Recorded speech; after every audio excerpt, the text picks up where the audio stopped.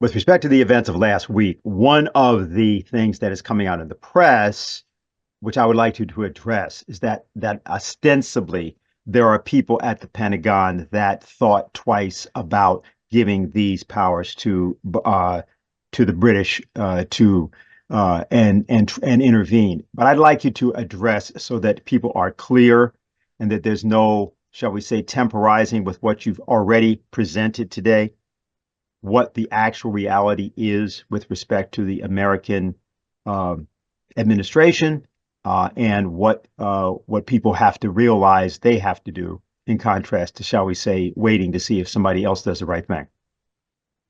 Yeah, well, let's look at it. On September 6th, Lloyd Austin, who's the Secretary of Defense, was in Ramstein, Germany for, I think, the 24th iteration of the Ukraine Contact Group. This is where the United States and its NATO allies, European supporters, meet with Ukrainians to discuss Ukrainian military priorities and how they're going to be met through the infusion of weapons and money, etc. And Zelenskyy attended this and made a very forceful pitch for the United States to sign off. And Zelenskyy was hopeful that Lloyd Austin would give his permission. Indeed, much of the press coverage was that this was the place where Great Britain and the United States were going to sign. But as you've said, Dennis, the Pentagon understands war. Say what you know. I know we don't like the military industrial complex. We have little respect for $1 trillion budget and all this kind of stuff. But the professionals in the Pentagon, and there are some, understand war and understand the realities of war, and they understand where the Russians are coming from. And so Lloyd Austin was not willing to sign off on that. And he said, there's no single weapon that's going to solve this thing. This is going to have to be negotiated. Uh, that was not the message Zelenskyy wanted, who immediately picked up his phone and called the British, who called Tony Blinken. And Tony Blinken and his British, the foreign, secretary counterpart, Mr. Lammy, I believe his name is, or flew into, or not flew in, took a train into Kiev, where they met with Zelenskyy. And again, the expectation was Blinken was going to make the big announcement. But the Pentagon again intervened and said, no, there are consequences to this. So Keir Starmer, the British Prime Minister, began a PR campaign. First thing we saw is, I think it was 15 former British officials and generals came out and said, the Russians are bluffing. This is a big bluff. Don't be scared of the bluff. The Ukrainians did that. And Starmer flew to the White House, where he was told by the National Security Council Biden was ready to sign off, that Biden agreed, shared that this was all a bluff.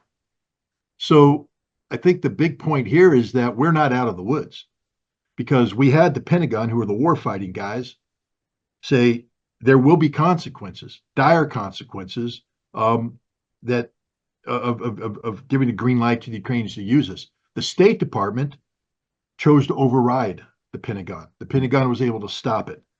A foreign government sought to override it, almost succeeded. And it wasn't the Pentagon that stopped it this time. It was the Russians that stopped it. Right. But what happens when in these discussions they say the Russians are just bluffing? Oh, you Pentagon guys are just too scared. You're too nervous nillies.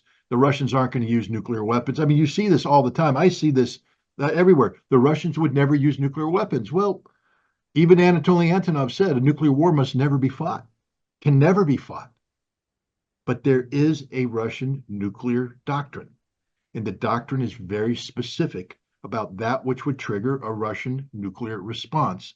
And one of it is a conventional strike by NATO, which represented an existential survival question for Russia. And again, the scenario that I laid out, where Ukraine is used as a proxy to initiate a sequence of events, the Russians view this with such concern, because again, remember, I mean, everybody here is familiar with Ray McGovern, a brilliant former CIA analyst. Ray has been saying this for some time now, that the Russians, the red line that Russia made with Biden even before the special military operation began, going back to December, was you can't put missiles in Ukraine. And Biden said, oh, well, we're not going to do that. But then Biden back off because the strategy of the United States and NATO has always been to put these missiles in Ukraine. Why? To launch the very kind of sequenced preemptive assault that I just described to you. Because the commander of strategic forces of the United States said that his favored course of action with the Russians is preemptive nuclear strike. This isn't a joke. The Russians read this, they hear this, they know this. This is the danger we face.